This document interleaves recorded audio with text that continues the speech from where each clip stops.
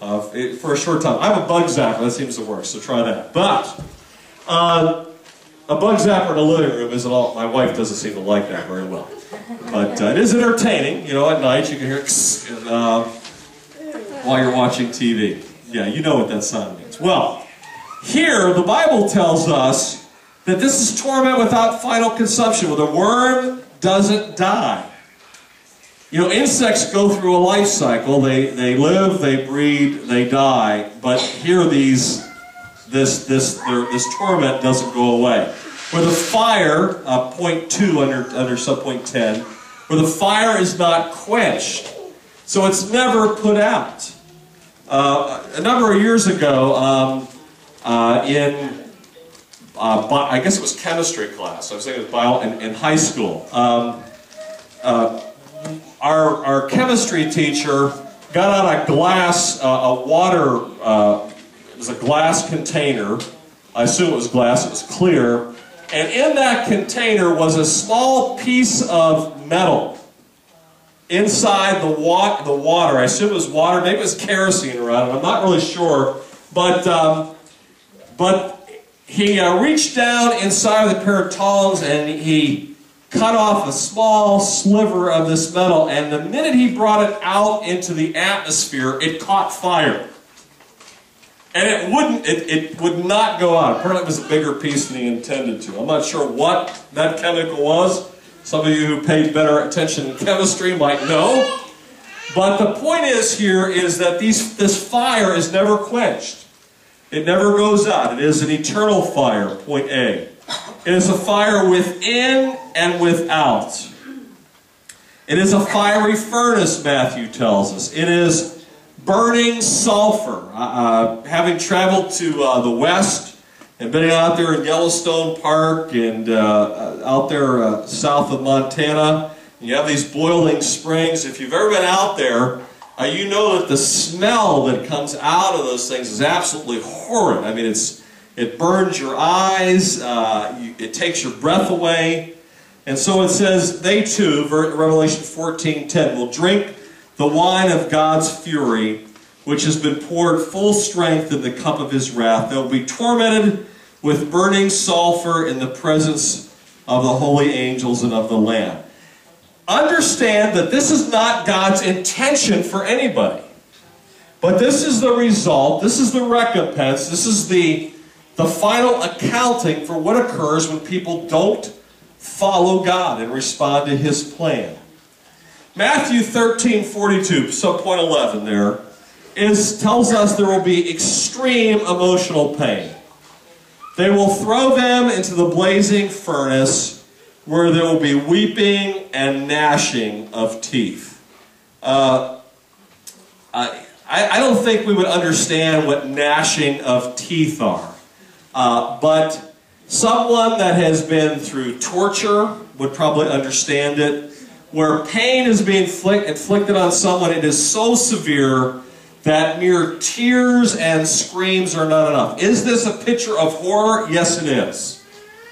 Because it's a picture not only of, it's a picture that's given in pain in terms of physical pain, but the understanding here is that there is emotional pain involved. Still, even in the midst of that, if you go back and look at these passages, you will understand that they're always within the context of Jesus calling people, respond to me while there's still time. Don't let this happen to you because you choose otherwise. Choose life, don't choose pain. And yet the Bible tells us that there will be this time of reckoning for everybody. Revelation 14:11, point 12, tells us that there is a lack of rest in this place. I've been at probably 5 funerals here in the last 2 months. And inevitably, in every funeral, one of the things that people say, or the pastor or the priest will say, is that so-and-so has gone to the place of rest. And certainly we as Christians know from the book of Hebrews, from the book of Revelation, that God has called us as we leave this life and enter into the next life. God has called us into this place of rest.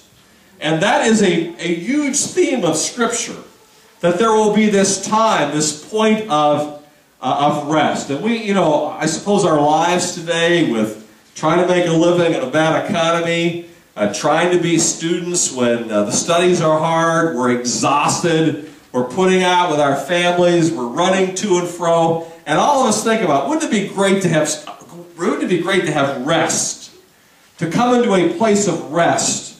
And that's what the Scripture promises eternally for us, to those who follow Christ. But here, there was a lack of rest. Revelation 14:11, and the smoke of their torment will rise forever and ever.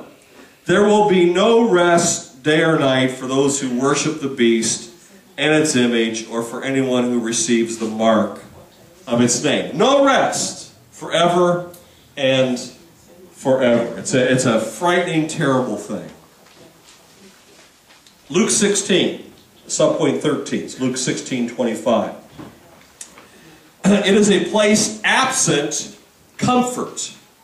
It is a place absent comfort. And so anything that you see that is said here, understand that what we've looked at before about God's plan for us is that God's plan is a plan of comfort for us. But those who choose not to follow Jesus Christ will be in a place that lacks comfort. But Abraham replied, "Son," this is the story of the rich man and Lazarus, that parable. "Son, remember that in your lifetime you received good things while Lazarus received bad things. But now he is comforted here and you are in agony." So while there is comfort for the redeemed, for those who have responded to Jesus Christ and followed him in faith, there is no comfort for those who haven't. And when you look at that story that Jesus is giving about Lazarus, why is Jesus so extreme in what he says? He is extreme because he's trying to help people understand that the choice is very wide. Jesus tells us that narrow is the way that leads to life, and broad is the road that leads to destruction. Our world today wants to make following Christ and living life the way the world says as being two very similar paths, but they are not. They are typically diverging in completely opposite directions. That's why we're warned you can't be friends with the world and friends with God. You will choose to follow one master, and that master will be either following God, following Jesus Christ in your life, or you will follow other things. Possessions and money and power and fame and whatever else that you want for yourself. But here is this place that lacks comfort. Point 13, Luke 16:25. Subpoint number 14, Roman numeral 14. 2 Thessalonians 1:9. This will result in being shut out of the presence of God in the majesty of his power. There's a lot of things here that strike me about the terror of Gehenna, the lake of fire, of eternity without God. But that this is the point I think is the most terrifying point of it. They will be punished, 2 Thessalonians 1:9 says, they will be punished with everlasting destruction and shut out from the presence of the Lord and from the glory of his might. Do you realize now, throughout the entire planet, people benefit from God's mercy who don't follow him? They benefit from God's plan for the world even though they don't follow him. And an example of that is, the Bible tells us the rain falls upon the wicked and the righteous, right? So the rain comes through, you're praying for rain for your crop and you're a Christian, it rains on your crop and the next door neighbor is not a follower of Jesus, but it rains on his crop too.